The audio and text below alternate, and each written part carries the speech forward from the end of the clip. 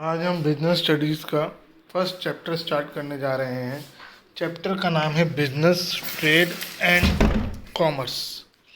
इस चैप्टर में हम पढ़ेंगे कि बिजनेस क्या होता है और कितनी तरह के बिजनेस हो सकते हैं और किसी चीज़ को बिजनेस कहलाने के लिए उनके अंदर क्या फीचर्स होना चाहिए। बेसिकली बिजनेस टर्म को हम समझने की इस चैप्टर में कोशिश करेंगे। ये चैप्टर हमारा जो है 2 पार्ट्स में डिवाइडेड है। एक पार्ट में history of business in India बताई गई है, वो हम बाद में स्टार्ट करेंगे। आपकी बुक्स में वो शुरू में है, लेकिन वो हम चैप्टर के एंड में पढ़ेंगे। और पहले हम बिजनेस क्या होता है उसके बारे में पढ़ेंगे। तो स्टार्ट करते हैं इस चैप्टर को। हमारी लाइफ में हम बहुत सारी एक्टिविटीज़ करते हैं। आप डेली की लाइफ में बहुत सारी चीज़ें करते होंगे। आप खेलते हैं, टीवी देखते हैं, सोते हैं, खाना खाते हैं, पढ़ते हैं। मैं पढ़ाता हूँ, है ना। एक जगह से दूसरी जगह जाना, मार्केट से सामान खरीदना, हम बहुत सारी एक्टिविटीज़ अपनी लाइफ में करते हैं। इन एक्टिविटीज़ को हम 2 तरह की एक्टिविटीज़ में डिफ़ाइन कर सकते हैं, क्लासिफाई कर सकते हैं। इनमें से कुछ एक्टिविटीज़ हमारी इकोनॉमिक एक्टिविटीज़ हैं और कुछ एक्टिविटीज़ नॉन इकोनॉमिक एक्टिविटीज़ हैं। इकोनॉमिक एक्टिविटीज़ कौन सी होती हैं?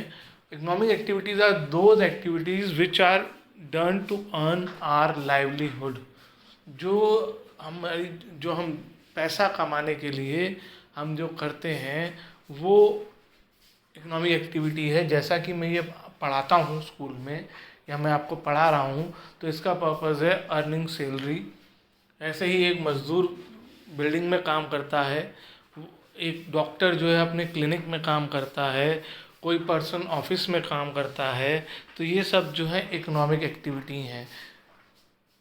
और नॉन इकोनॉमिक एक्टिविटीज़ कौन सी होती हैं? वो एक्टिविटीज़ जो लाइवलीहुड अर्न करने के लिए नहीं की जाती, बल्कि love, sympathy, sentiments etcetera, social personal satisfaction के लिए की जाती हैं। जैसे कि आप टीवी देख रहे हो, आप कोई मोबाइल पे गेम खेल रहे हो। और बात है कि उससे भी आपको कई बार पैसा मिल जाता है, लेकिन आपका पर्पज़ ये नहीं होता कि सिर्फ उसी से वही आपका घर खर्च चलाएगा। अर्निंग कैन बी देयर, जैसे एक टीवी में ऐड आता है MPL वाला, कि उसमें आप पैसा कमा सकते हैं, लेकिन आप उसी पे डिपेंडेंट हो जाए, वही आपकी लाइफ हो जाए, वही आपकी अर्निंग हो जाए, तो वो इकोनॉमिक एक्टिविटी हो जाएगी। और आप क्रिकेट खेल रहे हैं, अब विराट कोहली क्रिकेट खेलता है, तो उसके लिए वो लाइवलीहुड है, उसके लिए इकोनॉमिक एक्टिविटी है। आप लोग अगर क्रिकेट या फुटबॉल खेलते हैं तो वो आपको सेटिस्फेक्शन के लिए खेलते हैं, आप एंजॉयमेंट के लिए खेलते हैं, वो आपकी हॉबी है, तो वो नॉन इकोनॉमिक एक्टिविटी है। ऐसे ही बहुत सारी एक्टिविटीज़ ऐसी हैं जो एक सेंस में तो इकोनॉमिक होती हैं, लेकिन अदर सेंस में नॉन इकोनॉमिक हो जाती हैं। जैसे टीचिंग, अगर आप खाली टीचिंग लिख दोगे तो वो गलत है। Teaching in a school is an economic activity. Teaching of a mother to her child is non economic activity. वो पैसा कमाने के लिए थोड़ा ना पढ़ा रही है। ऐसी कुकिंग, कई लोग जवाब दे देते हैं sir cooking is economic activity. कैसे? अगर आपकी मदर घर पे खाना बनाती है तो वो इकोनॉमिक एक्टिविटी है। हाँ, अगर कोई रेस्टोरेंट में जाकर जो शेफ़ खाना बनाते हैं तो वो इकोनॉमिक एक्टिविटी है।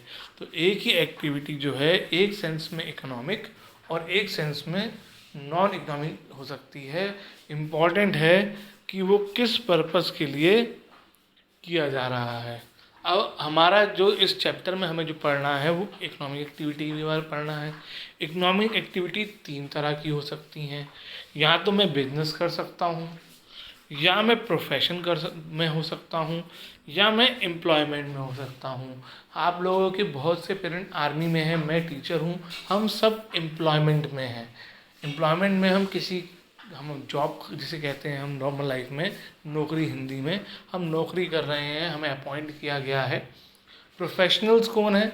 जैसे chartered accountants, lawyers, even doctors, ये सब प्रोफेशनल्स हैं। ये सब जो हैं अपना क्लिनिक, लॉयर अपना कैबिन खोल के बैठता है, अपना चैम्बर में बैठता है और इसी तरीके से चार्टर्ड अकाउंटेंट भी अपना एक शॉप टाइप खोल लेता है और वो रन करता है उसी के थ्रू, तो वो प्रोफेशन है। और बिज़नेस तो आप सबको पता ही है कि बिज़नेस क्या होता है, और इस चैप्टर में हम आगे डिटेल में पढ़ेंगे तो तभी इसके बारे में ज़्यादा डिटेल में बात करेंगे। अब एक एक करके इनका मीनिंग पढ़ लेते हैं। बिज़नेस क्या है? बिज़नेस वो इकोनॉमिक एक्टिविटी है which is concerned with production यानी बनाना, परचेज खरीदना, सेल और डिस्ट्रीब्यूशन ऑफ गुड्स, और सप्लाई ऑफ सर्विसेज। अब ये दो टर्म बार बार आएंगे, गुड्स एंड सर्विसेज। गुड्स क्या होता है और सर्विसेज क्या होता है? गुड्स वो फिज़िकल चीज़ें हैं जिन्हें हम देख सकते हैं, छू सकते हैं, जैसे books, pen, pencil.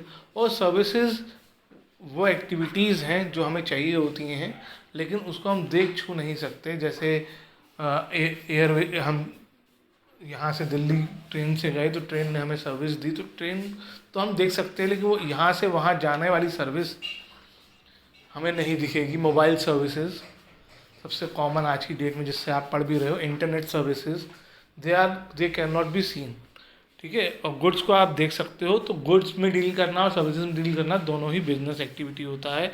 Example farming, fishing, cultivation by farmer. आपके आसपास जो जितनी भी शॉप्स आपको दिख रही हैं, बेकरी शॉप्स, स्टेशनरी शॉप्स, आप बहुत सारे बिजनेस आपके आसपास चल रहे हैं, ये सब बिजनेस होते हैं। दूसरा है profession. Profession is an economic activity which requires special knowledge and skills to be applied by individual to earn the income. आपको स्पेशल स्किल चाहिए होता है, नॉलेज चाहिए होती है, इवन क्वालिफिकेशन भी चाहिए होती है। आपको कितना भी आपको इलाज करना कितना भी अच्छा आता हो, अगर आपके पास MBBS डिग्री नहीं है तो आप किसी का इलाज नहीं कर सकते। आपको लॉज कितने भी क्लियर हो, अगर आपके पास LLB की डिग्री नहीं है तो आप कोर्ट में जाकर किसी के लिए केस नहीं लड़ सकते। तो प्रोफेशन जो होता है वो हमेशा आपके पास, आपको उसके लिए क्वालिफिकेशन चाहिए होती है, स्पेशलाइज्ड नॉलेज होती है उस फील्ड में, और आपको क्लाइंट्स के बदले फीस मिलती है। The individual involve in profession are called professionals. जो पर्सन इन्वॉल्व होते हैं प्रोफेशन में, इन एवरी प्रोफेशन गाइडलाइंस और कोड ऑफ कंडक्ट, ये वर्ड कई बार आएगा। कोड ऑफ कंडक्ट, कंडक्ट का मतलब मुझे कैसे बिहेव करना है, उसके कोड यानी उसके रूल्स वो वेल डिफाइंड होते हैं। अगर आप उनको फॉलो नहीं करोगे तो आपकी डिग्री छीन ली जा सकती है। अगर डॉक्टर्स के कोड ऑफ कंडक्ट को फॉलो नहीं करेगा तो उसको डॉक्टर्स की तरह प्रैक्टिस करने नहीं दिया जाएगा। ऐसा बाकी प्रोफेशन में भी होता है। ठीक है,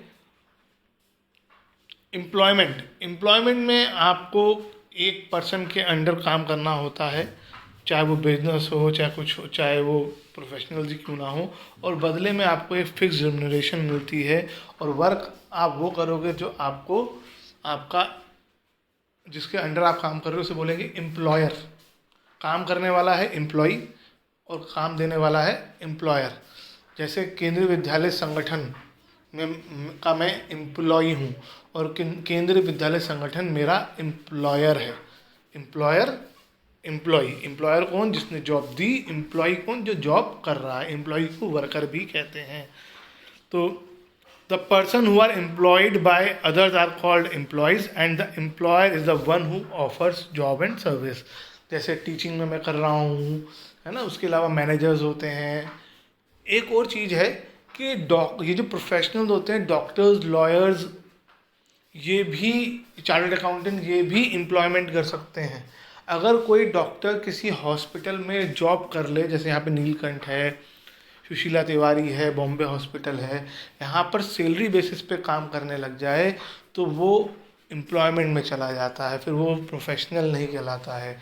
इसी तरीके से अगर कोई चार्टर्ड अकाउंटेंट किसी कंपनी में जाकर काम कर ले, किसी बैंक का एम्प्लॉय बन जाए, तो वो एम्प्लॉयमेंट में कहलाता है, तब वो प्रोफेशन में नहीं कहलाता। अभी हम डिस्कस करेंगे कि किस तरीके से हम तीनों को डिफ्रेंशिएट कर सकें, क्योंकि अभी मैं आपको कह रहा हूँ कि एक जगह तो कह रहा हूँ मैं कि वो डॉक्टर है, डॉक्टर जो है वो प्रोफेशन है, और यहाँ पर मैं आपसे कह रहा हूँ कि नहीं, डॉक्टर एम्प्लॉयमेंट है। तो किसे क्या समझा जाए? तो बहुत सारी चीज़ें ऐसी होती हैं जो हमें देखनी पड़ती हैं, तब हम डिसाइड करते हैं कि ये बिजनेस है, एम्प्लॉयमेंट है या प्रोफेशन है।